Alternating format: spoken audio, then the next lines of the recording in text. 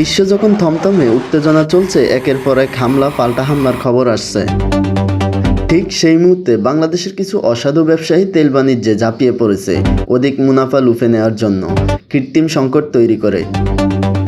উদ্দেশ্য একটাই, 104 টাকার ডিজেল আমেরিকা, ইসরায়েল, ইরান যুদ্ধের কথা বলে 500 টাকায় বিক্রি করবে।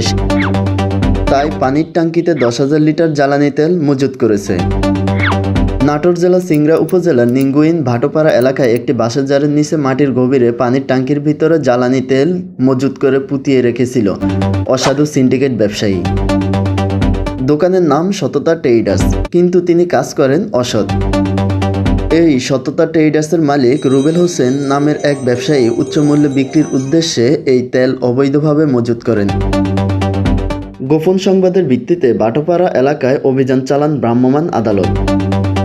পরে ভাটোপাড়া মহল্লার মসজিদের দক্ষিণ পাশে বাঁশের জারের মধ্যে মাটির নিচে পানির ট্যাঙ্কি বসিয়ে মজুত করা 10,000 লিটার ডিজেল জব্দ করা হয় এবং তাৎক্ষণিক ভ্রাম্যমাণ আদালতের মাধ্যমে অভিযুক্ত ব্যবসায়ী রুবেল হোসেনকে মাত্র 5,000 টাকা জরিমানা করা হয় ও জব্দকৃত তেল নিরাপদ স্থানে সরিয়ে নেওয়ার নির্দেশ দেয় ভ্রাম্যমাণ আদালত। আপনাদের কাছে একটি মাত্র প্রশ্ন, মাত্র 5,000 টাকা জরিমানায় অসাধু ব্যবসায়ী কি ভালো হয়ে যাবে? এটাই কি ব্যবসায়ীর জন্য উত্তম সাজা ছিল?